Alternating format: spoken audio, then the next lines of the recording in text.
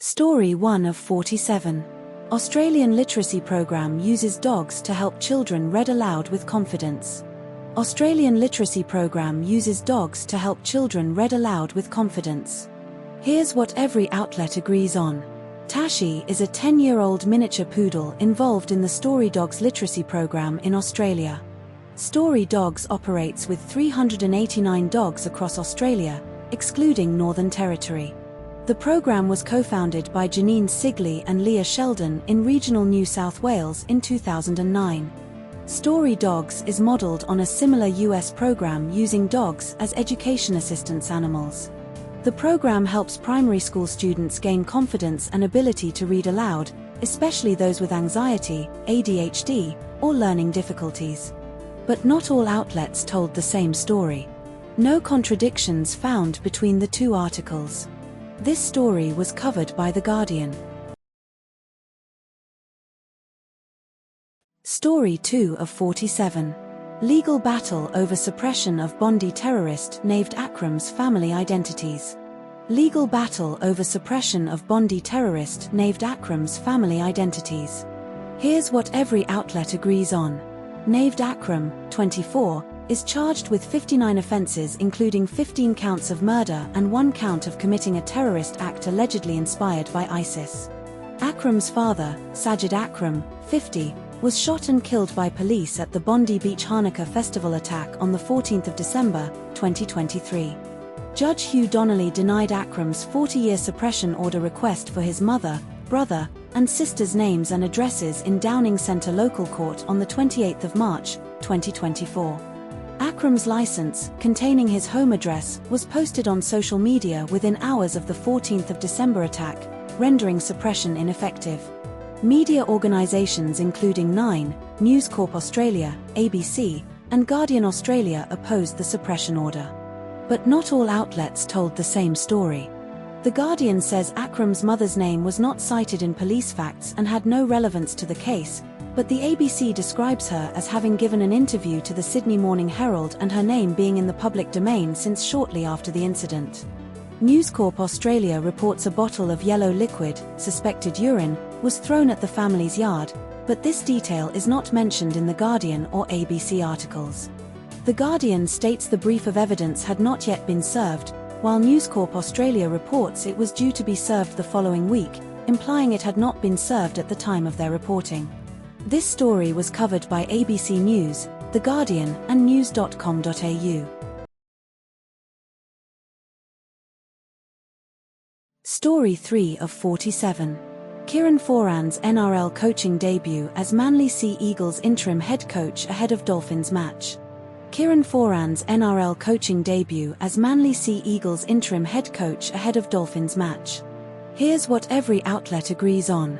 Kieran Foran is the new interim head coach of the Manly Warringah Sea Eagles, replacing Anthony Seibold, who was sacked on Friday the 19th of April, 2024. Foran's first match as head coach will be against the Brisbane Dolphins at Dolphin Stadium in Redcliffe on Thursday the 25th of April, 2024. Foran is 35 years old and is among the youngest NRL head coaches in recent history, with the fastest transition from player to head coach since Craig Young in 1979. Foran played his last NRL game less than 6 months ago and has 9 former Sea Eagles teammates still at the club from 2022. Foran has vowed to be patient with young half Joey Walsh, allowing him time to develop in the NSW Cup. But not all outlets told the same story. No contradictions found between the two sources. This story was covered by ABC News. Story 4 of 47. Australian political reaction to US-Iran war and economic fallout. Australian political reaction to US-Iran war and economic fallout. Here's what every outlet agrees on. Andrew Hastie, Liberal MP, criticised US President Donald Trump's huge miscalculation in the Iran war as of early March 2024. Iran has blockaded the Strait of Hormuz, impacting global fuel supply chains and Australian fuel exports. Andrew Hastie stated Australia is dependent on the export of fuel in and out of the Middle East due to its location. The Australian government announced it would underwrite additional fuel cargo deliveries to address supply shortages, as of March 2024. Andrew Hastie served as a Special Forces veteran and fought in the Middle East alongside US forces. But not all outlets told the same story. ABC reports the government is seeking Treasury modelling for a gas export levy, while Newscomau does not mention this specific policy proposal. ABC states Employment Minister Amanda Rishworth said, "We are not at the stage yet where we are suggesting people should work from home because of the fuel shortages," but Newscomau does not reference this statement. ABC includes a direct quote from Hastie, "Iran has Australia by the balls in the Strait of Hormuz," while Newscomau does not repeat this phrasing. This story was covered by ABC News and news.com.au. Story 5 of 47. Fatal plane crash in Queensland's Gulf country involving a solo pilot and crocodile-infested rescue. Fatal plane crash in Queensland's Gulf country involving a solo pilot and crocodile-infested rescue. Here's what every outlet agrees on. Pilot Thomas Knight, 32, from Clifton Beach, Cairns, died in a MacJet International-operated King Air B200 crash near Normanton on February 6, 2026, shortly after takeoff from Normanton Airport, 700 kilometers west of Cairns. The aircraft struck a tree approximately 360 m, ABC, 800 m west of runway, from the runway end, descending rapidly at 1,100 feet per minute, 20 kilometers per hour, before crashing into floodwaters about 580 m beyond the runway's end. The plane was a Beechcraft King Air B200 twin turboprop operated by MacJet International. The pilot had earlier ferried 4 passengers from Cairns to Doomadgee and returned to Normanton before the fatal flight. The crash occurred at approximately 7:45 p.m., with the aircraft's last data point showing a speed of 300 km/h and wings level attitude before sliding under power lines and breaking up. But not all outlets told the same story.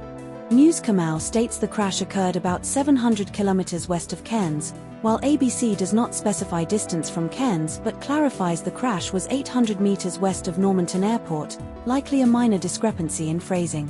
Newscomau reports the aircraft climbed to 150 feet, 46 m, above ground, while ABC states the climb was to 46 meters, no feet conversion provided. Newscomau mentions the aircraft was 360 m from the end of the runway when it struck the tree, while ABC does not specify this distance but describes the crash as 800 m west of the airport, potential confusion in distance units. This story was covered by ABC News and news.com.au. Story 6 of 47. Impact of RBA surcharge ban on Qantas points earnings and alternatives for frequent flyers. Impact of RBA surcharge ban on Qantas points earnings and alternatives for frequent flyers. Here's what every outlet agrees on. Debit and credit surcharges were banned in Australia on October 1, 2023, removing merchant fees for card payments. The Reserve Bank of Australia, RBA, slashed interchange fees for credit cards by 63%, from 0.8% to 0.3%. The 2017 RBA interchange fee reduction led to reduced points earn rates for credit cards, some by up to a half, and slashed sign-up bonuses. Qantas' frequent flyer program covers approximately 50% of the Australian population. Qantas Health Insurance offers a sign-up bonus of 140,000 Qantas points for new customers joining by April 9th. But not all outlets told the same story. No contradictions found between the two sources. This story was covered by Sydney Morning Herald and The Age. Story 7 of 47. Melbourne Storm forward Tui Kamikamica hospitalized after suspected stroke. Melbourne Storm forward Tui Kamikamica hospitalized after suspected stroke. Here's what every outlet agrees on. Tui Kamikamica, 31, is in hospital after a suspected stroke on Monday morning, confirmed by Newscomau and ABC, Article 1 and 2. Kamikamica played 25 minutes for Melbourne Storm in their 28-24 loss to North Queensland Cowboys on Saturday, per ABC, Article 2 and 3. The club released a statement asking for privacy and stating Kamikamica is receiving treatment from hospital specialists alongside Storm medical staff, per Newskamau and ABC, Article 1 and 2. Kamikamica has made 142 appearances for Melbourne Storm since his NRL debut in 2017, per ABC, Article 2 and 3. Eli Katoa is out for the season due to surgery for bleeding on the brain from head knocks while playing for Tonga in November 2023, per Newskamau and ABC, Article 1 and 2. But not all outlets told the same story. Newskamau mentions Kamikamica came off the bench in the loss to North Queensland, Article 1, while ABC states he played 25 minutes in the match, Article 2 and 3. Newskamau does not mention Kamikamica's discharge from hospital, while ABC, Article 3, confirms he was discharged to begin rehabilitation. This story was covered by ABC News and news.com.au. Story 8 of 47. Western Australia faces severe mouse plague threatening agriculture and communities. Western Australia faces severe mouse plague threatening agriculture and communities. Here's what every outlet agrees on. CSIRO Research Officer Steve Henry is warning about unprecedented mouse plague proportions in Western Australia's grain paddocks, ABC, Newskamau. Mouse numbers in Western Australian paddocks exceed 200 to 8,000 mice per hectare, with some regions reporting 4,000 burrows per hectare, ABC, 200 to 300, Newskamau, 8,000. Farmers in WA's Midwest, Wheatbelt, and Goldfields Esperance regions are reporting severe infestations, Newskamau. Steve Henry visited WA in 2022 when mouse numbers were high, but this year's outbreak is significantly worse, ABC. Mice are damaging crops by consuming freshly sown seeds, particularly in canola and cereal crops, Newskamau. But not all outlets told the same story. ABC reports mice numbers exceeding 200 to 300 per hectare as cause for concern, while Newskamau states some paddocks have up to 8,000 mice per hectare. ABC does not mention a $1 billion threat to grain production, but Newskamau cites WA farmers Trevor Whittington stating this figure. ABC does not mention federal approval issues for ZP50 bait, but Newskamau highlights this as a major obstacle for farmers. This story was covered by ABC News and news.com.au. Story 9 of 47. Victorian government expands device ban in schools to include smartwatches and headphones. Victorian government expands device ban in schools to include smartwatches and headphones. Here's what every outlet agrees on. The Victorian government will ban internet-enabled smartwatches and wireless headphones in all public, Catholic, and private schools starting from Term 1 of 2027, January 27, 2027. Mobile phones have been banned in Victorian public schools since 2020, with the policy expanded to include all schools in 2027. The new legislation will require schools to disable notifications, internet connection, and recording functions on smartwatches during school hours. Education Minister Ben Carroll stated the phone ban has led to increased student focus, improved socialization, and fewer device-related incidents, citing an independent review. Victoria is the first state in Australia to introduce such sweeping device restrictions across all school sectors. But not all outlets told the same story. The Age reports that Caroline Chisholm Catholic College initially had a philosophical approach to device bans in 2019, believing it didn't teach safe device use, while ABC and news.com.au do not mention this earlier approach. The Age quotes a student saying there's not much difference overall from the ban, while ABC and news.com.au do not include this specific student perspective. The Age details specific consequences for students violating the ban, e.g., parents collecting devices on repeat offences, which is not mentioned in ABC or news.com.au.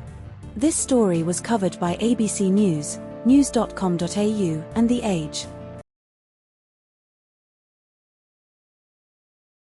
Story 10 of 47. Melbourne couple charged with slavery and abuse of Indonesian woman. Melbourne couple charged with slavery and abuse of Indonesian woman. Here's what every outlet agrees on.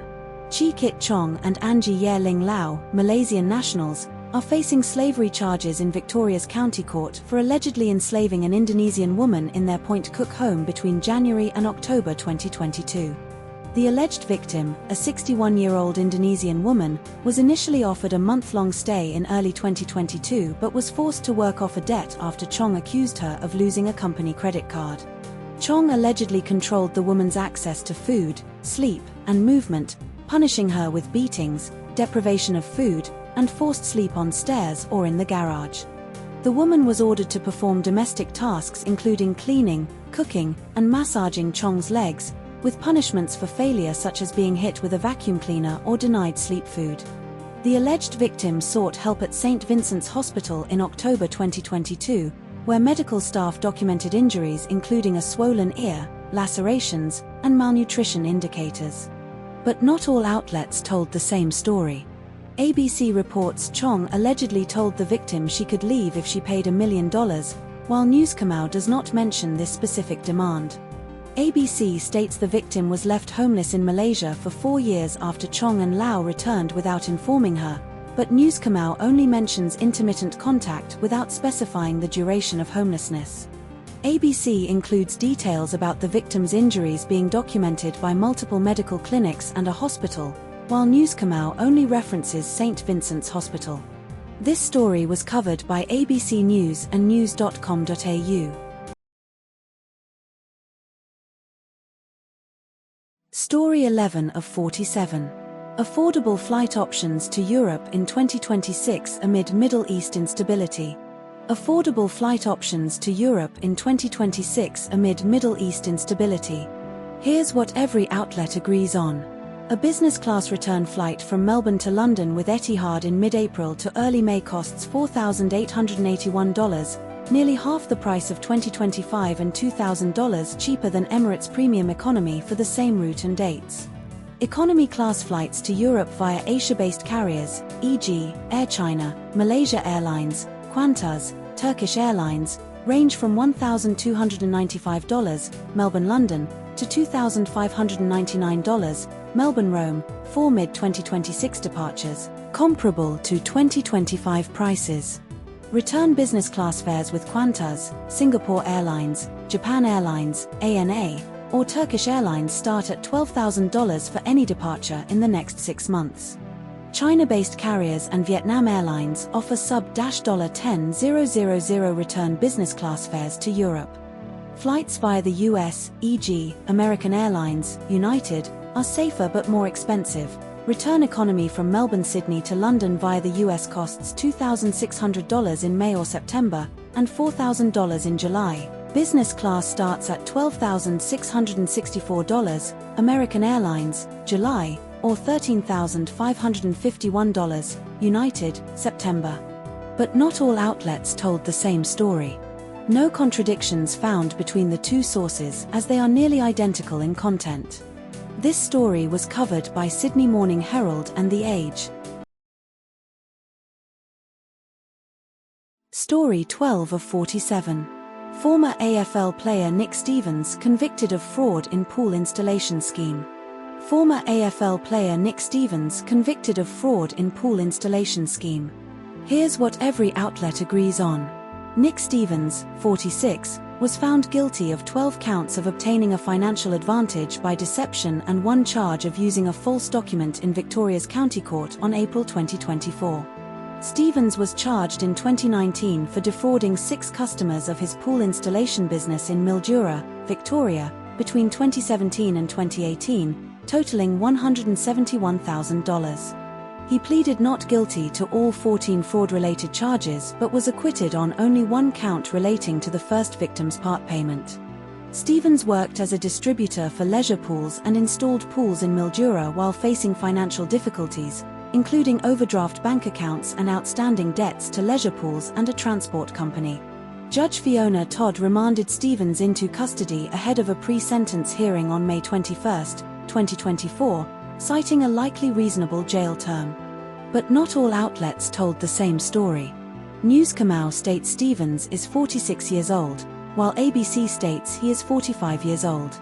Newscamau reports Stevens was acquitted on 1 charge relating to the *first part payment* made by the first victim, while ABC simply states he was acquitted on one charge relating to the *first victim* without specifying the payment context. News Kamau includes details about Stephen's prior legally compliant pool installations under Brian McDonnell's supervision, while ABC does not mention this arrangement in the same depth. This story was covered by ABC News and news.com.au. Story 13 of 47. 13-year-old girl charged in Melbourne anti-Semitic crime spree involving stolen vehicles and assaults. 13-year-old girl charged in Melbourne anti-Semitic crime spree involving stolen vehicles and assaults. Here's what every outlet agrees on. A 13-year-old girl from the Bayside area was charged with 52 offences including reckless conduct endangering serious injury, multiple counts of theft of motor vehicle, burglary, handling stolen goods, and threatening physical harm on grounds of a protected attribute, anti-Semitism. The girl allegedly drove a stolen black Hyundai sedan in Hampton, Riponlia, and Caulfield over multiple days last week, shouting anti-Semitic remarks and throwing eggs at pedestrians on the 25th of March. On the 28th of March, the Hyundai allegedly swerved towards Jewish families crossing Hotham Street and Glen-Era Road in Riponlia, narrowly missing them. The stolen Hyundai was taken from a gym in Caulfield. A 45-year-old cyclist in Brighton was injured in a hit-and-run involving a stolen silver SUV on the 25th of March, where the vehicle's passenger door was allegedly opened to hit him before the SUV rammed the bike. But not all outlets told the same story.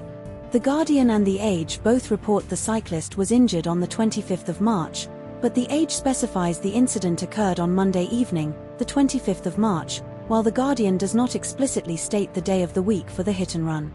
The Guardian and The Age both mention the stolen Hyundai was driven in Riponlia, but The Guardian specifies the incident occurred at 7 p.m. on the 28th of March, while The Age does not provide a specific time for the anti-Semitic attack. The Guardian and ABC both report the stolen Hyundai was taken from a gym in Caulfield, but The Guardian does not specify the exact type of establishment, e.g., gym versus fitness centre, while the ABC simply states gym. This story was covered by ABC News, The Guardian, and The Age. Story 14 of 47. Australian PM Albanese's housing tax reforms and energy crisis response amid Iran war tensions. Australian PM Albanese's housing tax reforms and energy crisis response amid Iran war tensions. Here's what every outlet agrees on. Prime Minister Anthony Albanese plans to wind back the capital gains tax discount and negative gearing to address housing affordability. Labour aims to build 1.2 million homes but is on track to miss this target. Albanese's government is rebuilding Australia's fuel stocks, which are below global standards, over 90% depleted. Opposition leader Angus Taylor criticised Albanese's televised address, calling it lacking in answers and leadership. Albanese adopted the coalition's policy to cut the fuel excise days prior to his speech. But not all outlets told the same story.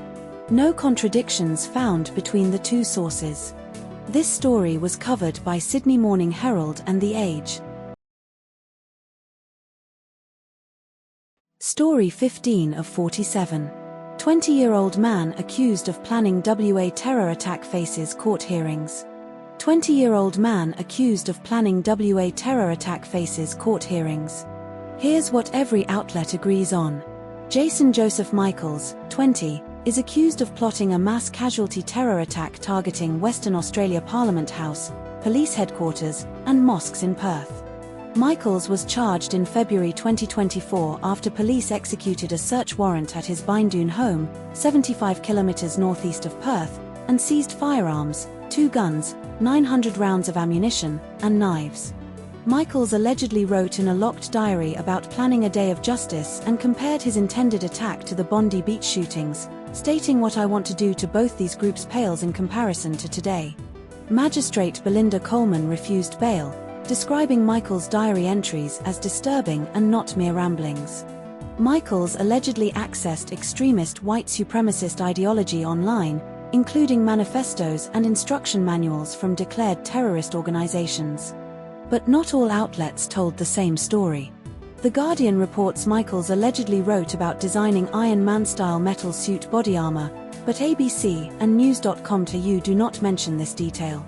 ABC notes Michaels allegedly proposed joining the Army Reserve, which is not mentioned in The Guardian or News.com.au. The Guardian states Michaels allegedly left a job after one day to access bomb-making materials, while News.com.au does not specify this timeline. This story was covered by ABC News, The Guardian, and News.com.au. Story 16 of 47. Australian government's response to gambling reform and advertising restrictions announced by PM Albanese. Australian government's response to gambling reform and advertising restrictions announced by PM Albanese. Here's what every outlet agrees on. Anthony Albanese announced gambling advertising reforms on April 2, 2026, during a National Press Club address. The reforms include a cap of 3 gambling ads per hour on TV between 6 a.m. and 8:30 p.m., mentioned in ABC, Guardian, News.com.au, Guardian Video. Gambling ads will be banned on radio during school pickup and drop-off times, ABC, Guardian, News.com.au. Gambling ads will be banned in sports venues and on players' uniforms jerseys, ABC, Guardian, News.com.au, Guardian Video. The government's response to the Murphy Report, You Win Some, You Lose More, will be formally tabled in May 2026, ABC, Guardian. But not all outlets told the same story. The Guardian, Article 1, states the government's response is weaker than Michelle Rowland's 2024 proposal, but the ABC, Article 5, does not mention Rowland's proposal in this context. The Guardian, Article 1, claims the government's response is tragically short and tinkering, while the ABC, Article 5, describes it as a start and meaningful protections for children. The ABC, Article 2, reports that the government's response was overdue and underwhelming, but the ABC, Article 5, states that some inside Labour were quietly celebrating the announcement. This story was covered by ABC News, The Guardian, and News.com.au. Story 17 of 47. Australia investigates social media platforms for under-16s age ban compliance violations. Australia investigates social media platforms for under-16s age ban compliance violations. Here's what every outlet agrees on. Facebook, Instagram, Snapchat, TikTok, and YouTube are under investigation for potential non-compliance with Australia's under-16 social media ban, Articles 1, 2, 3, 4, 5. The E-Safety Commissioner will release a compliance update on Tuesday, detailing alleged failures by platforms to enforce age restrictions, Articles 1, 3, 4, 5. Platforms are accused of allowing repeated attempts at age assurance until users pass, failing to block banned users from creating new accounts, and having ineffective reporting systems for underage users, Articles 1, 3, 4, 5. Meta, Facebook, Instagram, reported closing 550,000 accounts under the ban, while Snapchat and TikTok combined closed 665,000 accounts, Article 1. Over 4.7 million accounts were deactivated in the first 2 days after the ban took effect on December 10, 2023, Articles 3, 5. But not all outlets told the same story. Article 1 states 4.7 million accounts were closed since the ban was put in place, while Article 3 specifies this number was closed in the first 2 days of the ban, December 10, 2023. Article 5 reports 70% of under-16s retained accounts on Instagram, Snapchat, or TikTok post-ban, but Article 1 does not provide a comparable percentage for these platforms specifically. Article 3 mentions platforms made meaningful attempts to remove underage users, while Article 5 describes poor practices and unacceptable systems in the e-safety report. This story was covered by ABC News, The Guardian, News.com.au, and SBS News. Story 18 of 47. US President Trump's escalating tensions with allies over Iran war and NATO support. US President Trump's escalating tensions with allies over Iran war and NATO support. Here's what every outlet agrees on. Donald Trump threatened to withdraw the US from NATO after allies refused military support for Israel's war with Iran. Australia and the UK denied US military access to airspace and refused to commit Navy assets to the conflict. Trump accused Australia of failing to offer military support, calling it a huge miscalculation. Keir Starmer, UK PM, stated he would not buckle under Trump's pressure despite giving some concessions. Anthony Albanese, Australian PM, avoided direct criticism of Trump's war conduct in a national address. But not all outlets told the same story. Article 1 claims Trump's war with Iran has secured the incumbent Iranian regime despite the assassination of its original leaders, while Article 2 does not mention any regime change or assassination. Article 1 describes Trump's criticism of Australia as petulant, while Article 2 frames it as a calculated attempt to assert pressure, shot across Albanese's bows. Article 1 suggests Albanese's address steered well clear of even vaguely criticizing Trump, while Article 2 implies Albanese's silence is a deliberate strategy, starting to exercise Australia's agency. This story was covered by The Guardian. Story 19 of 47. US fighter jet shot down over Iran, rescue efforts and regional escalation in Middle East conflict. US fighter jet shot down over Iran, rescue efforts and regional escalation in Middle East conflict. Here's what every outlet agrees on. Iran claimed to have shot down a US F-15 fighter jet over southwestern Iran on Friday, March 29, 2024, with one crew member rescued and the other still missing as of Saturday, March 30, 2024. US Special Forces conducted a search and rescue operation in Iran's rugged southwest region to locate the missing pilot, with Iranian authorities urging civilians to assist in the search. Iran's military also downed a US A-10 ground attack aircraft in the Gulf, with US media reporting the pilot was rescued. Israel launched strikes in Beirut targeting Hezbollah infrastructure, including the destruction of 2 bridges over the Litani River in southern Lebanon, with reports of 23 deaths and 98 injuries in Lebanon over 24 hours. The Lebanese Health Ministry reported 1,368 deaths, including 125 children and 91 women, and 4,138 wounded since Israel's airstrikes began on March 2, with 53 health workers killed and 83 emergency facilities targeted. But not all outlets told the same story. The Guardian reports Iran claimed to have shot down an F-15, while ABC states Iran's military claimed the downed jet was an F-35 single-seater. The Guardian states the US proposed a $1.5 trillion defense budget for 2027 as the sharpest increase since World War II, while ABC does not mention this specific figure or context for the budget proposal. The Guardian reports that US media reported American Special Forces had rescued one of the 2 crew members of the F-15, while ABC states one US crew member has been found but does not specify if it is confirmed by US media. This story was covered by ABC News and The Guardian. Story 20 of 47. Western Australia activates emergency fuel supply powers amid regional shortages. Western Australia activates emergency fuel supply powers amid regional shortages. Here's what every outlet agrees on. WA Premier Roger Cook activated emergency powers under the Fuel, Energy and Power Resources Act 1972 to force fuel suppliers to disclose supply chain details.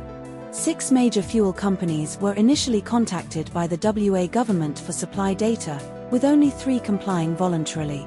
The emergency powers allow the state to mandate transparency on fuel volumes, distribution points, and delivery timetables. WA Energy Minister Amberjade Sanderson stated penalties for non-compliance could reach $100,000 per day for corporations and $10,000 per day for individuals. The government cited Middle East war disruptions as a cause of supply chain challenges, particularly in agricultural and mining regions. But not all outlets told the same story.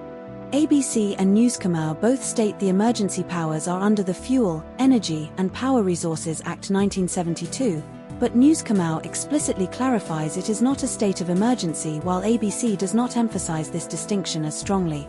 Newscomer mentions Premier Cook wrote to 6 companies, But ABC does not specify the exact number of companies contacted, only states 6 major suppliers were involved. News Khmer reports the government is complying with the Commonwealth's Keep Australia Moving, Level 2, plan, while ABC does not mention this alignment explicitly. This story was covered by ABC News, news.com.au, and SBS News. Story 21 of 47. Death of Rohingya refugee Nurul Shah Alam abandoned by US border agents ruled homicide. Death of Rohingya refugee Nurul Shah Alam abandoned by US border agents ruled homicide. Here's what every outlet agrees on.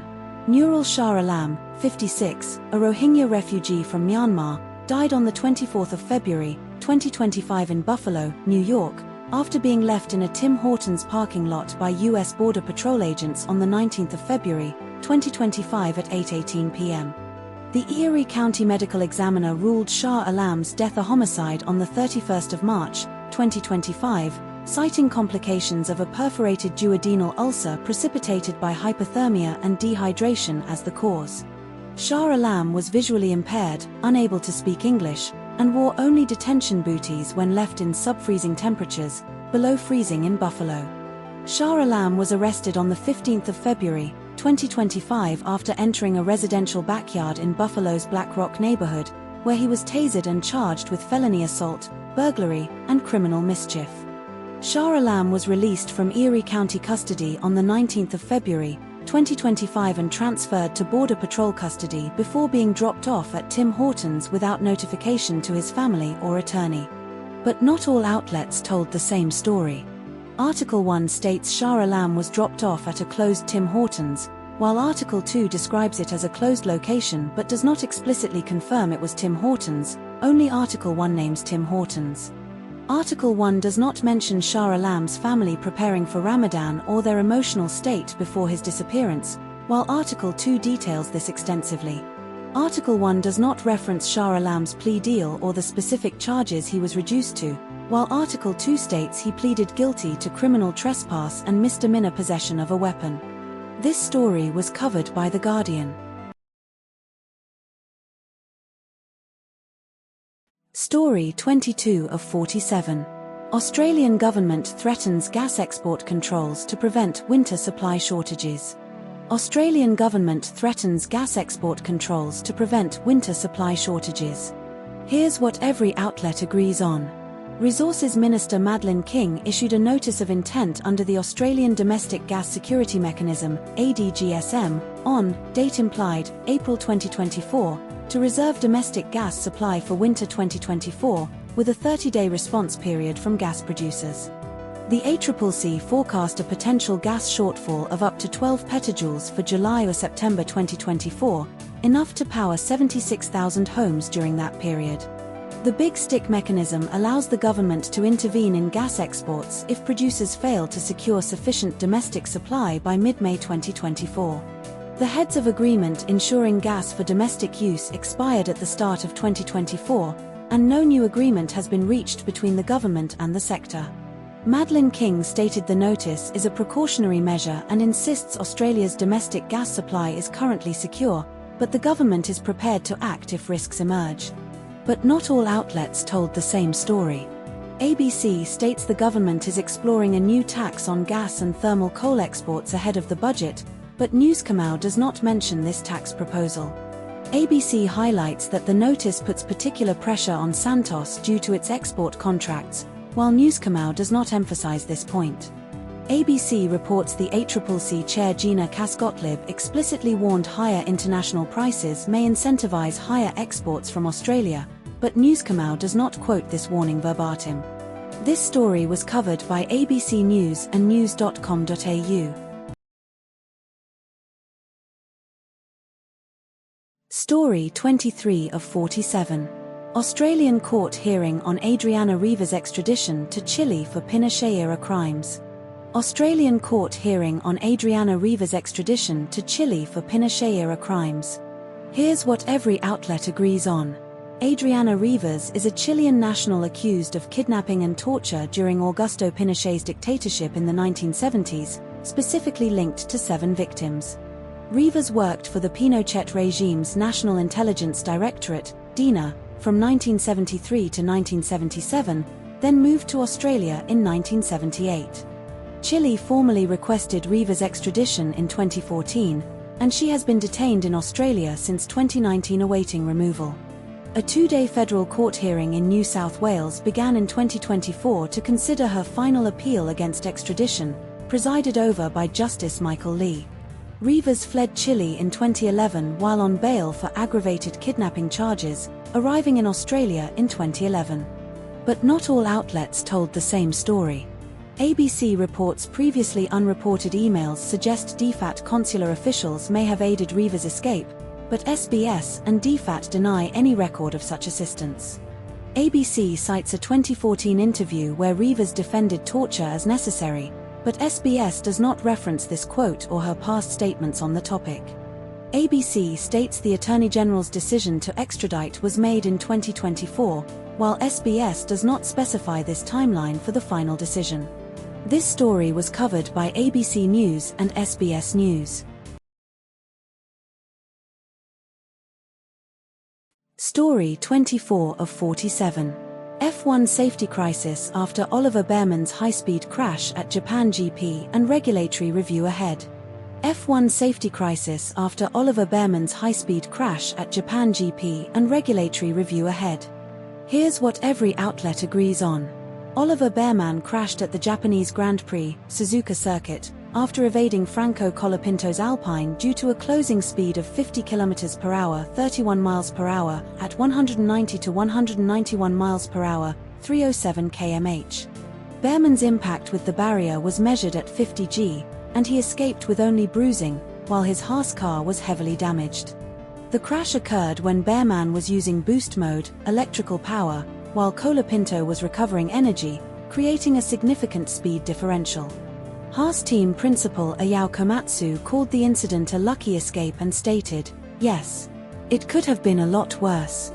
Carlos Sainz, Williams, warned before the season that such closing speeds and accidents were inevitable under the new 2026 regulations and demanded urgent action. But not all outlets told the same story. The Guardian, Article 1, states Bearman was travelling at 190 miles per hour when he crashed, while The Guardian, Article 2, specifies 191 miles per hour, 307 km/h. The ABC describes Bearman as limping from a crash, a detail not mentioned in The Guardian articles. The Guardian, Article 2, notes that Bearman's car was in pieces after the crash, but the ABC does not provide this level of detail about the car's condition. This story was covered by ABC News and The Guardian. Story 25 of 47. Federal judge dismisses most of Blake Lively's sexual harassment claims against Justin Baldoni in It Ends With Us case. Federal judge dismisses most of Blake Lively's sexual harassment claims against Justin Baldoni in It Ends With Us case. Here's what every outlet agrees on. A federal judge in Manhattan, Louis Lyman, dismissed 10 of 13 claims in Blake Lively's lawsuit against Justin Baldoni, including sexual harassment, conspiracy, and defamation claims, leaving only 3 claims, retaliation, breach of contract, and aiding abetting retaliation, for trial starting May 18, 2025. Judge Lyman ruled Lively was an independent contractor, not an employee, so she could not bring sexual harassment claims under Title VII of the Civil Rights Act of 1964. The case involves the 2024 film It Ends With Us a romantic drama-turned-domestic violence adaptation directed by Justin Baldoni and starring Blake Lively, which grossed over $350 million worldwide. Baldoni and Wayfarer Studios countersued Lively and Ryan Reynolds in June 2024, alleging defamation and extortion, but their claims were dismissed by Judge Lyman last June. Lively alleged Baldoni engaged in unwanted physical contact, e.g., kissing her forehead, rubbing his face against her neck, saying it smells good, and inappropriate comments, e.g., pretty hot after asking her to remove her jacket. But not all outlets told the same story. ABC reports Baldoni allegedly said, "Sorry, I missed the sexual harassment training after being warned," but this detail is not mentioned in The Guardian's articles. The Guardian's first article states Baldoni's lawyer called the ruling gratifying and claimed defendants have not engaged in the sexual harassment of Blake Lively, while ABC does not include this direct quote from Baldoni's legal team. ABC notes Judge Lyman dismissed Baldoni's $400 million defamation claim against Lively and Reynolds in June 2024, but The Guardian's first article does not specify the exact amount of the countersuit. This story was covered by ABC News and The Guardian. Story 26 of 47. Australia's Reserve Bank bans debit credit card surcharges from October 2026, lowering interchange fees and increasing transparency in card payments. Australia's Reserve Bank bans debit credit card surcharges from October 2026, lowering interchange fees and increasing transparency in card payments. Here's what every outlet agrees on. The Reserve Bank of Australia, RBA, will ban surcharges on debit, prepaid, and credit cards across EFTPOS, MasterCard, and Visa networks effective October 1, 2026. Consumers currently pay approximately $1.6 billion annually in surcharge fees, according to the RBA's review. Businesses pay around $200 million annually in surcharge fees, which will be eliminated under the reforms. The RBA will lower the interchange fee cap for domestic-issued consumer credit cards from 0.8% to 0.3%, saving businesses an estimated $910 million per year. The RBA will also lower the interchange fee cap for debit cards from 0.2% to 0.16% and introduce a 1% cap for foreign-issued credit cards. But not all outlets told the same story. The Guardian and ABC both report that businesses will likely absorb surcharge costs into sticker prices, but The Guardian suggests a one-off 0.1% price increase, while ABC's FAI-GAO implies a broader price hike without specifying the magnitude. The Independent Payments Forum, Brad Kelly, argues that small businesses will be forced to raise prices for all customers, including cash users, while the RBA and Chalmers acknowledge this possibility but emphasize transparency and cost-of-living relief as primary goals. The Guardian and ABC both highlight that credit card rewards will likely decrease due to lower interchange fees, but only The Guardian explicitly ties this to banks potentially hiking credit card fees or interest rates. This story was covered by ABC News, The Guardian, news.com.au, SBS News, Sydney Morning Herald and The Age. Story 27 of 47. 2 NSW teenagers charged over alleged violent extremist material and terror probe. 2 NSW teenagers charged over alleged violent extremist material and terror probe. Here's what every outlet agrees on. 2 teenagers aged 15 and 16 from Moree, NSW, were charged in a counter-terrorism investigation. The investigation began in December 2024 after New England police received reports of a teenager accessing extremist material online. On the 27th of March, 2024, police searched a home and seized a mobile phone, a ballistic style vest, and several notebooks from the 15-year-old boy. On the 28th of March, 2024, NSW Joint Counter-Terrorism Team conducted further raids at 2 homes in Moree, seizing handwritten notes and extremist literature. The 15-year-old was charged with knowingly collecting or making documents connected with terrorism and using a carriage service to transmit violent extremist material. But not all outlets told the same story. The Guardian states the investigation began in December 2024, but Newscom Australia does not specify the year, only December. The Guardian mentions the 15-year-old was charged at the time of the 27th of March search, while Newscom Australia does not explicitly state this. The Guardian refers to 2 Moree homes being raided on Thursday, the 28th of March, while Newscom Australia does not specify the exact number of homes raided. This story was covered by The Guardian and news.com.au. Story 28 of 47. WNBA expansion draft selects 3 Australian players for new teams Portland Fire and Toronto Tempo. WNBA expansion draft selects 3 Australian players for new teams Portland Fire and Toronto Tempo. Here's what every outlet agrees on. Nyaju Puok was selected by the Portland Fire in the WNBA expansion draft as the 16th overall pick. Chloe Bibby was selected by the Portland Fire as the 11th overall pick in the expansion draft. Christy Wallace was selected by the Toronto Tempo as the 21st overall pick, ABC, 23rd, in the expansion draft. Sandy Brondello is coaching the Toronto Tempo and previously led the Australian Opals to Olympic bronze. The WNBA expansion draft occurred to form the 14th, Portland Fire, and 15th, Toronto Tempo, teams. But not all outlets told the same story.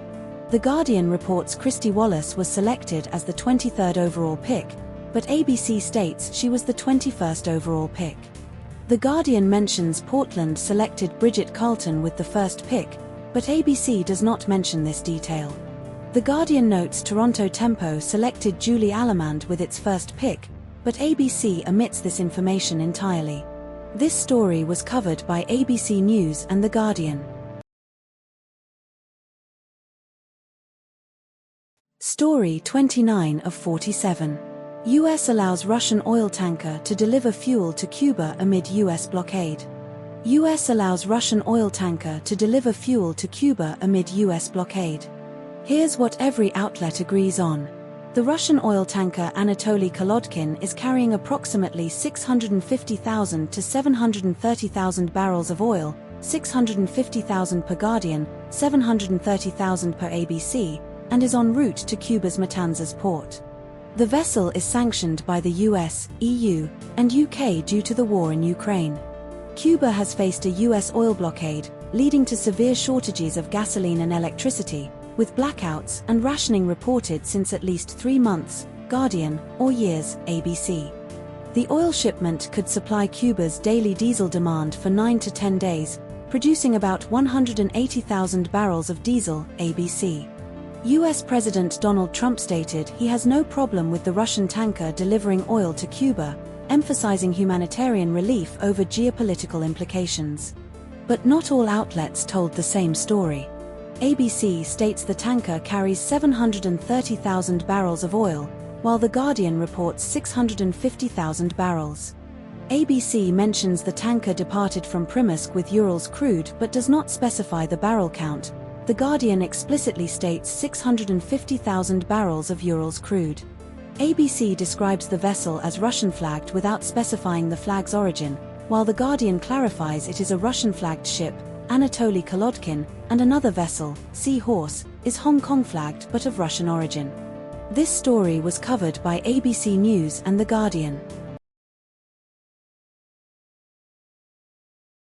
Story 30 of 47. Perth man accused of attempted terror attack at Invasion Day rally pleads mental health defence. Perth man accused of attempted terror attack at Invasion Day rally pleads mental health defence. Here's what every outlet agrees on. Liam Alexander Hall, a 32-year-old man, is accused of attempting to bomb an Invasion Day rally in Perth on January 26, 2026 by throwing a homemade fragment bomb filled with ball bearings and nails, or screws, into a crowd of about 2,500 people.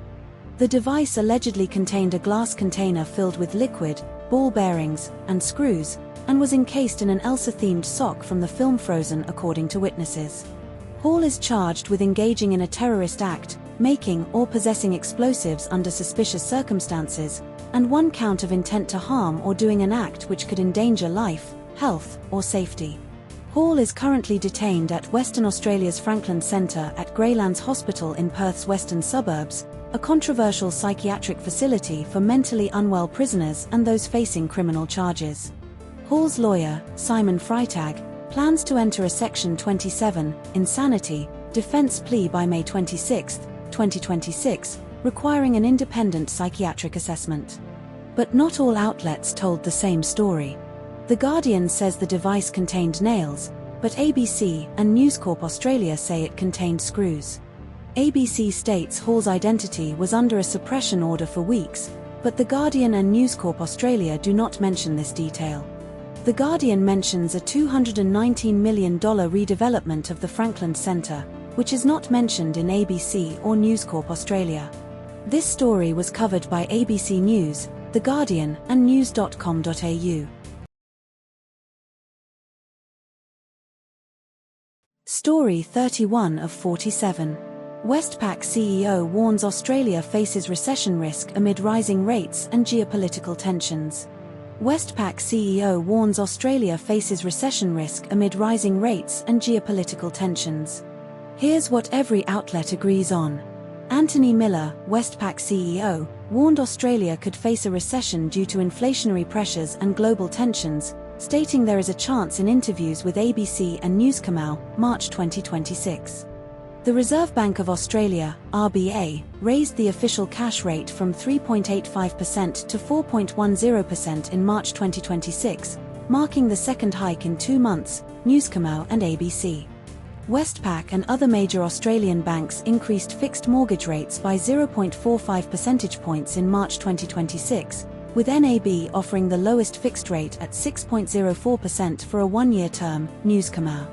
Inflation in Australia rose to 3.7% in February 2026, down 0.1% from January but still above the RBA's 2.5% target, ABC. Westpac's chief economist Lucy Ellis forecast 3 more RBA rate hikes by August 2026, ABC and Newscamau. But not all outlets told the same story. Newscamau states Oxford Economics warned Brent oil could peak at $190 per barrel by August 2026, but ABC does not mention this specific oil price forecast. ABC reports Miller said another rate hike would return us to where we started when there was a rate reduction program, implying pre-2025 rates, while Newscamau frames this as not worse than 2025, a subtle but potential ambiguity in timing. Newscamau does not mention the Commonwealth Treasury's warning about inflation potentially topping 5%, cited only in ABC. This story was covered by ABC News and news.com.au. Story 32 of 47. Climate change threatens Australia's superb fairy-wren with extinction within decades. Climate change threatens Australia's superb fairy-wren with extinction within decades. Here's what every outlet agrees on. The superb fairy-wren was voted Australia's favourite bird in 2013 and 2021 Guardian BirdLife Australia polls. Researchers predict the superb fairy-wren population at Canberra's Australian National Botanic Gardens could go extinct within 30 to 40 years under intermediate and very high carbon emission scenarios, 2059 to 2062. The study found population extinction is likely to happen very fast within 30 to 40 years in intermediate and very high emission scenarios. The superb fairy-wren suffered low breeding success during dry springs and reduced adult survival following unusually warm winters and hot summers. Researchers used nearly 30 years of weekly observations to track the bird's survival impacts from climate change. But not all outlets told the same story. The Guardian states the extinction risk is within 30 to 40 years under intermediate and very high emission scenarios, while ABC specifies 2059 to 2062 for extinction under those scenarios. The Guardian mentions optimistic emission scenarios may still pose a high extinction risk within 50 years, but ABC does not explicitly reference optimistic scenarios in its timeline. The Guardian implies the study's data is extrapolated nationally, while ABC clarifies the findings are based on Canberra's botanic gardens and may not apply uniformly across Australia. This story was covered by ABC News and The Guardian. Story 33 of 47. Victorian Liberal Party pre-selection controversy over Moira Deeming and Dinesh Gurisetty's eligibility. Victorian Liberal Party pre-selection controversy over Moira Deeming and Dinesh Gurisetty's eligibility. Here's what every outlet agrees on.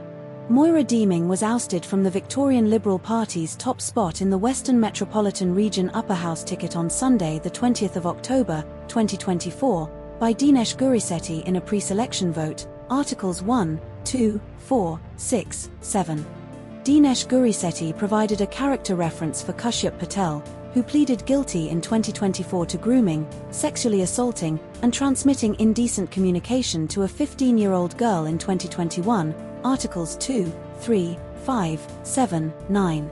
Patel was sentenced to 9 months imprisonment and a 2-year community correction order in 2024, Articles 2, 5, 9. The Victorian Liberal Party executive ruled Gurisetti ineligible to stand after the character reference was revealed, triggering a rerun pre-selection ballot, Articles 1, 5, 7, 8. Moira Deeming was first elected to the Victorian Upper House in 2022, Articles 3, 4, 6. But not all outlets told the same story. The Guardian and ABC report Gurisetti denied withdrawing his candidacy, while The Age and News.com.au state the party president, Philip Davis, confirmed he had withdrawn, Articles 2, 3, 5, 9. The Guardian and ABC report that Gurisetti's nomination was ruled invalid due to missing referral letters, but The Age does not mention this detail, Articles 1, 3, 9. The Guardian and ABC report that the party executive committee is divided over whether to restore Deeming to her position, but The Age does not mention this internal division, Articles 5, 7. This story was covered by ABC News, The Guardian, news.com.au, and The Age.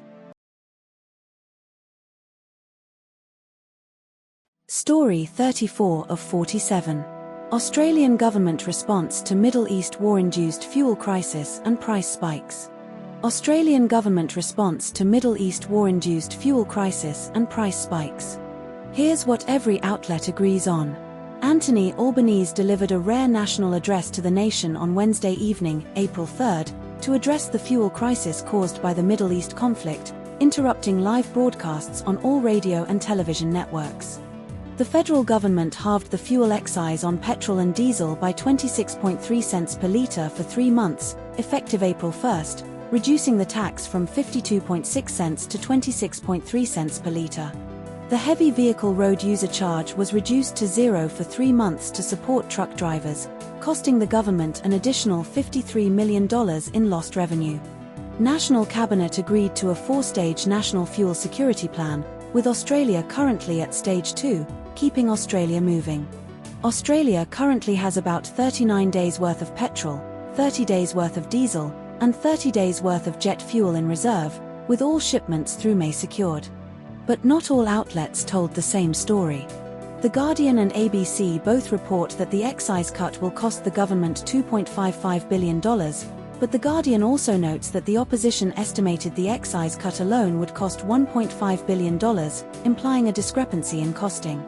The Guardian reports that the ACCC showed the excise cut was passed on to retail prices at the vast majority of petrol stations after 6 weeks in 2022, while ABC notes that the excise cut was passed on almost immediately in 2024, with some stations adjusting prices on the first day.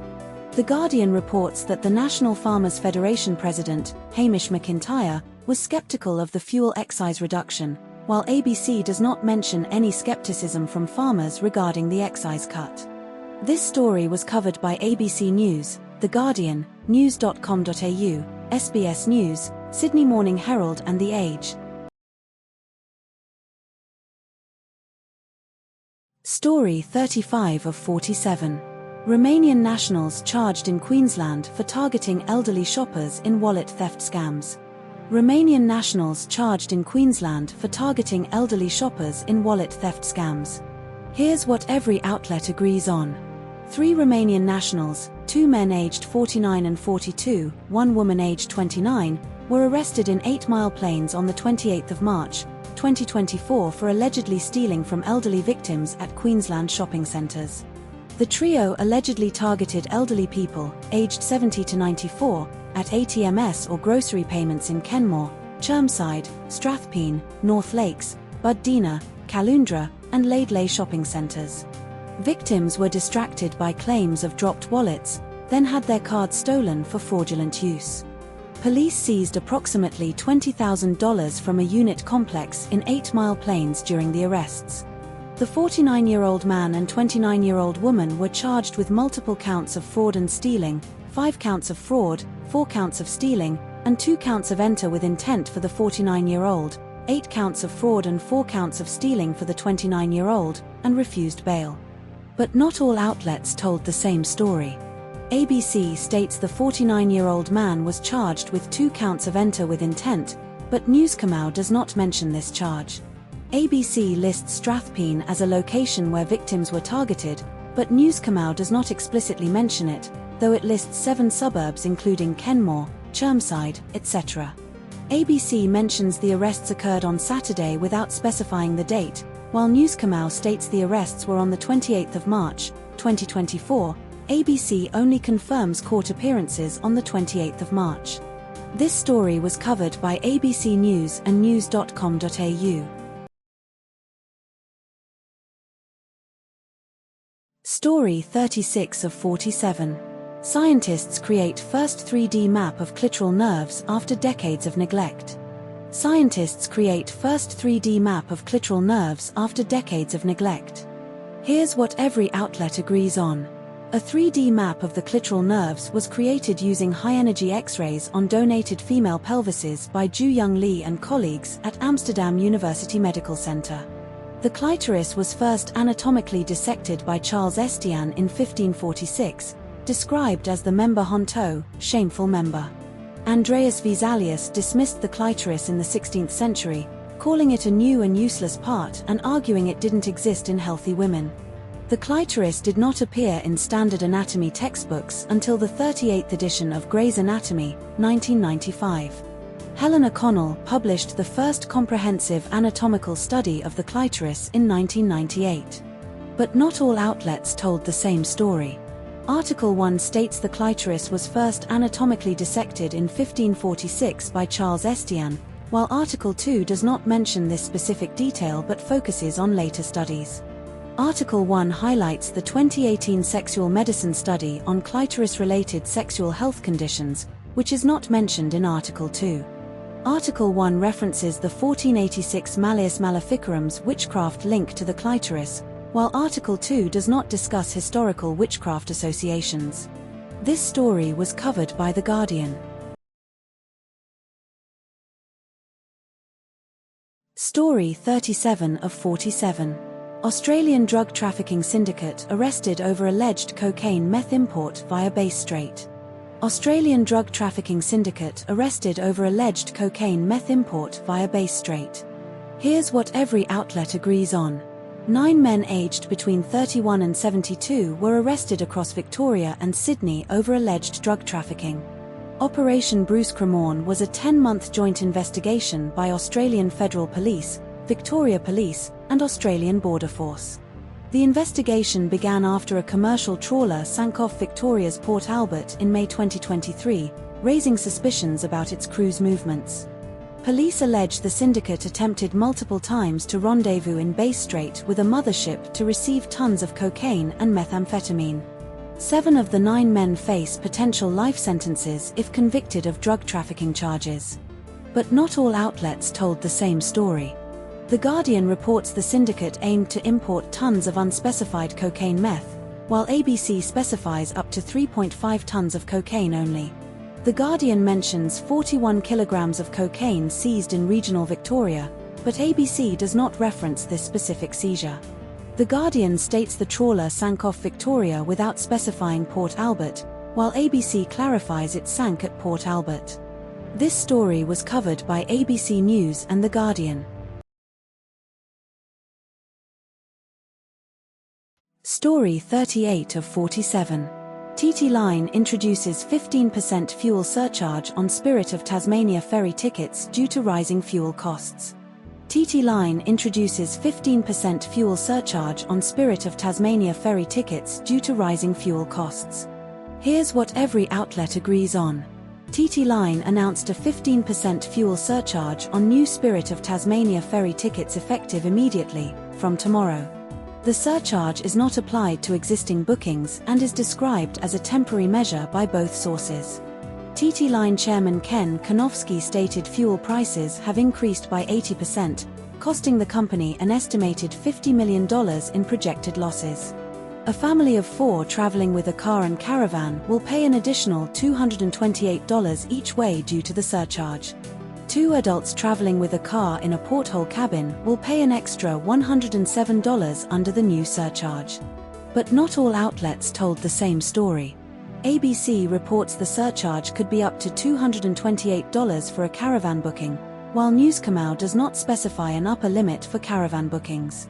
ABC mentions the surcharge may persist at some level after fuel prices drop, while News Kamau does not explicitly state this possibility. News Kamau states the surcharge is unsustainable for transport businesses, which is an opinion not present in ABC's reporting. This story was covered by ABC News and news.com.au.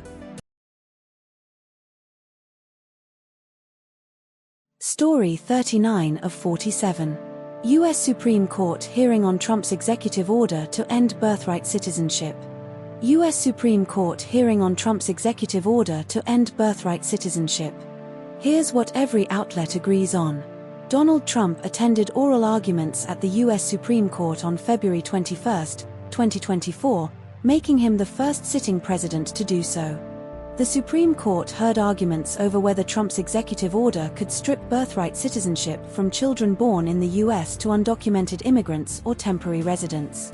The 14th Amendment Citizenship Clause, adopted in 1868, was affirmed by the Supreme Court in United States v. Wong Kim Ark 1898, as granting birthright citizenship to all children born in the U.S. The Trump administration argues the phrase "subject to the jurisdiction thereof" in the 14th Amendment excludes children of undocumented immigrants or temporary residents from citizenship. The ACLU and Democratic attorneys general filed lawsuits challenging Trump's executive order, with 24 states filing a collective statement opposing it. But not all outlets told the same story. Article 1 states the Trump administration's argument was described as fringe conservative and limited to freed slaves, while Article 2 frames it as a mainstream reinterpretation of the 14th Amendment's original intent. Article 1 does not mention John Eastman's involvement in the birthright citizenship challenge, whereas Article 2 explicitly ties him to the effort. Article 1 does not reference the New York Times scholar's claim that Trump's case is stronger than critics realize, while Article 2 includes this quote directly. This story was covered by The Guardian. Story 40 of 47. Australia's 2026 Daylight Saving Time change ending in April. Australia's 2026 Daylight Saving Time change ending in April. Here's what every outlet agrees on. Daylight saving ends in Australia on Sunday, April 5, 2026 at 3 a.m. Australian Eastern Daylight Time, with clocks moving back 1 hour to 2 a.m. Australian Eastern Standard Time. States observing daylight saving include New South Wales, Victoria, South Australia, Tasmania, the Australian Capital Territory, and Norfolk Island. Queensland, Western Australia, the Northern Territory, Christmas Island, and the Cocos, Keeling, Islands do not observe daylight saving. The change affects over 20 million people across participating states and territories. Daylight saving will return on Sunday, October 4, 2026. But not all outlets told the same story. News Kamau states the time change occurs this Sunday without specifying the date, while ABC explicitly says it happens tomorrow, April 5, at 3 a.m. Australian Eastern Daylight Time. News Kamau reports a 13% drop in nighttime spending and a 15% drop in public transport trips, but ABC does not mention the transport figure. Guardian articles do not mention the Fair Work Ombudsman's warning about overnight worker pay, which is included in News Kamau. This story was covered by ABC News, The Guardian, and news.com.au. Story 41 of 47. Tropical Cyclone Narelle's rare landfall and iron-rich dust storm causing blood-red skies in Western Australia. Tropical Cyclone Narelle's rare landfall and iron-rich dust storm causing blood-red skies in Western Australia. Here's what every outlet agrees on. Tropical Cyclone Narelle made landfall in Western Australia on Friday, the 27th of March, 2013, near Exmouth, roughly 900 kilometers north of Perth. The cyclone became the first storm system in over 20 years to make landfall in 3 of Australia's states and territories. Shark Bay, about 500 kilometers south of Exmouth, experienced an eerie blood-red sky before the cyclone's arrival due to iron-rich dust picked up by strong winds. Jessica Lingard, Bureau of Meteorology, and Angus Hines, Bureau of Meteorology, attributed the red sky to iron-infused dust storms from the Pilbara region's rust-red, iron-rich soils. The phenomenon occurred on the 27th of March, with footage videos shared via social media showing the dust storm engulfing Shark Bay Caravan Park in Denham. But not all outlets told the same story. The Guardian's first article states Cyclone Narelle made landfall in 3 states' territories over 20 years ago, while the Guardian's second article and ABC clarify it was over 20 years, not ago, implying a typo in the first headline. The Guardian's second article and ABC both cite the Pilbara as the source of iron-rich dust, but ABC emphasizes the role of cloud cover in intensifying the red hue, while The Guardian does not. The Guardian's first article does not mention the exact date, the 27th of March, of the event, whereas the second Guardian article and ABC explicitly state the 27th of March, 2013. This story was covered by ABC News and The Guardian. Story 42 of 47. Fair Work Commission abolishes junior pay rates for 18 to 20-year-olds in Australia. Fair Work Commission abolishes junior pay rates for 18 to 20-year-olds in Australia. Here's what every outlet agrees on. The Fair Work Commission abolished junior pay rates for workers aged 18 to 20 in retail, fast food, and pharmacy sectors. Around 500,000 workers are estimated to be eligible for the pay rise, according to ABS data. Junior pay rates previously paid 18-year-olds 70% of the award rate, 19-year-olds 80%, and 20-year-olds 90%. The changes apply to the General Retail Industry Award, Fast Food Industry Award, and Pharmacy Industry Award. The wage adjustments will be phased in over up to 4 years, with the first changes starting in December 2024. But not all outlets told the same story. ABC mentions the phase-in period is up to 4 years with first adjustments in December, but SBS does not specify the phase-in duration. The Guardian states workers need to be with an employer for 6 months to receive the adult rate, while ABC and SBS do not mention this requirement. ABC and SBS do not mention the Treasurer's direct quote about the ruling being a great outcome, which is only in The Guardian. This story was covered by ABC News, The Guardian, and SBS News. Story 43 of 47. Review of JW Marriott Khao Lak Resort and Spa in Thailand by 2 Australian news sources. Review of JW Marriott Khao Lak Resort and Spa in Thailand by 2 Australian news sources. Here's what every outlet agrees on. The resort is named JW Marriott Khao Lak Resort and Spa and located at 4112 Smoo 3 Kuk Kark, Takua Pa District, Phang Ngo, Thailand, 82220. The resort has 424 rooms and villas, with a recent redevelopment adding 127 rooms and villas. The resort features 6 distinct accommodation wings connected by extensive waterways. Deluxe rooms start at $253 per night. The resort offers 11 restaurants, bars, and dining experiences including Olive, Italian, Thai, Thai, Sakura, Japanese, and Drift, Mediterranean and Middle Eastern. But not all outlets told the same story. No contradictions found between the 2 sources. This story was covered by Sydney Morning Herald and The Age. Story 44 of 47. Israel's parliament approves death penalty for Palestinians convicted of lethal attacks.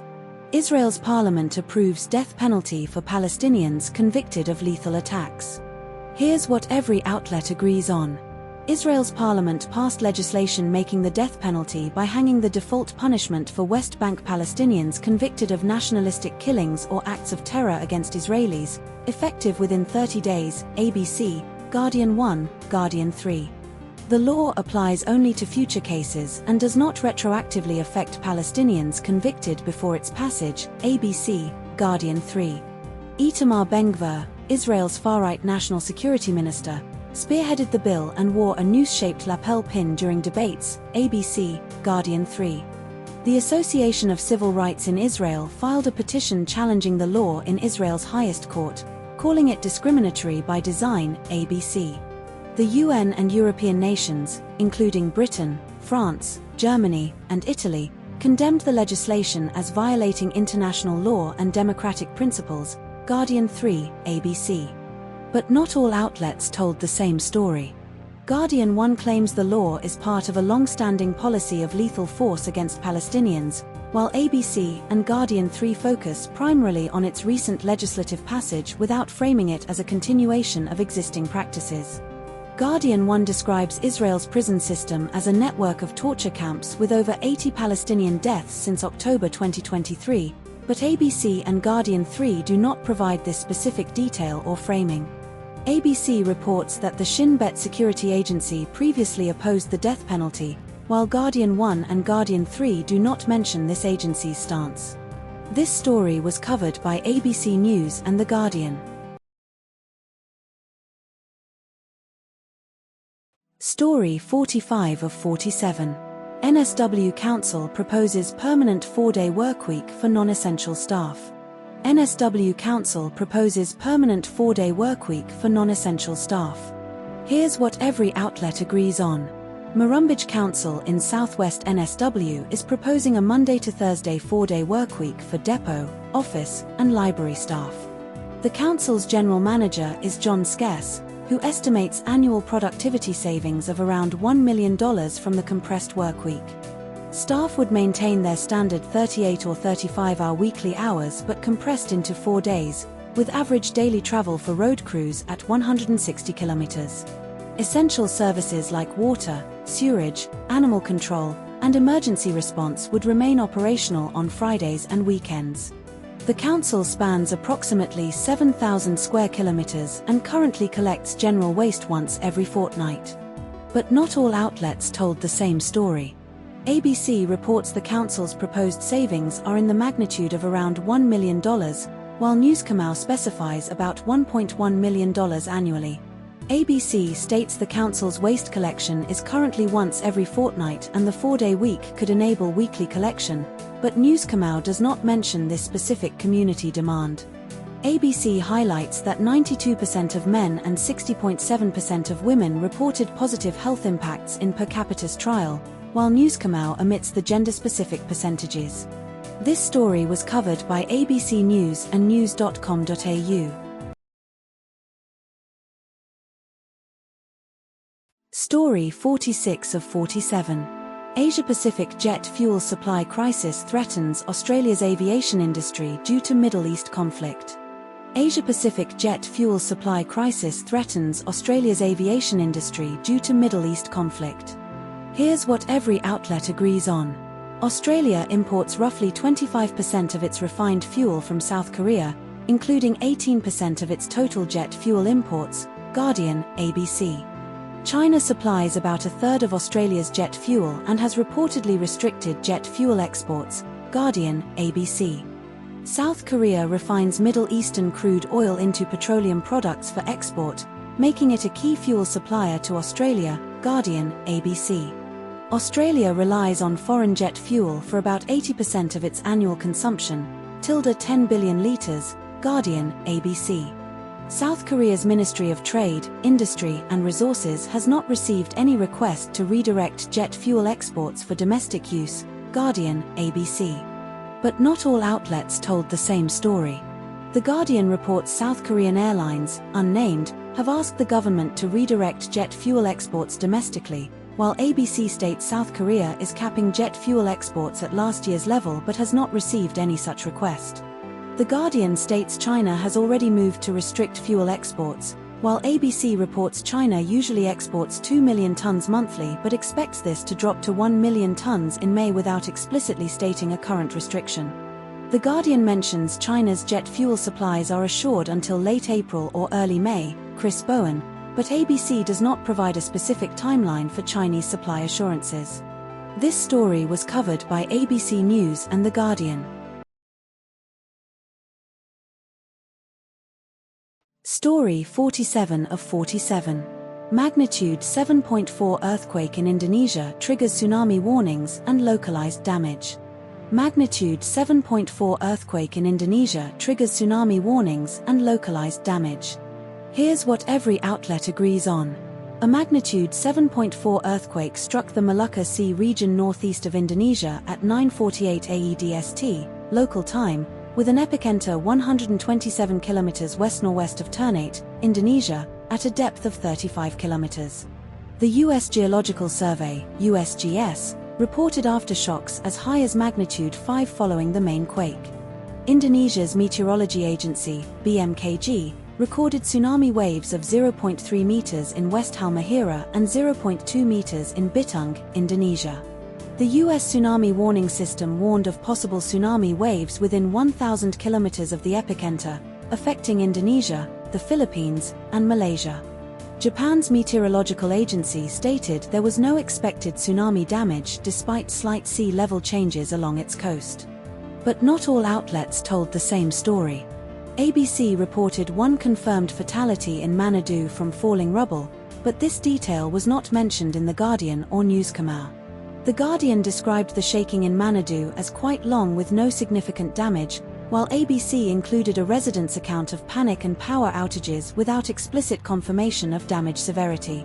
ABC stated tsunami waves of 0.3 m and 0.2 m were reported in West Halmahera and Bitung by Indonesia's BMKG, but News Kamau did not mention these specific measurements.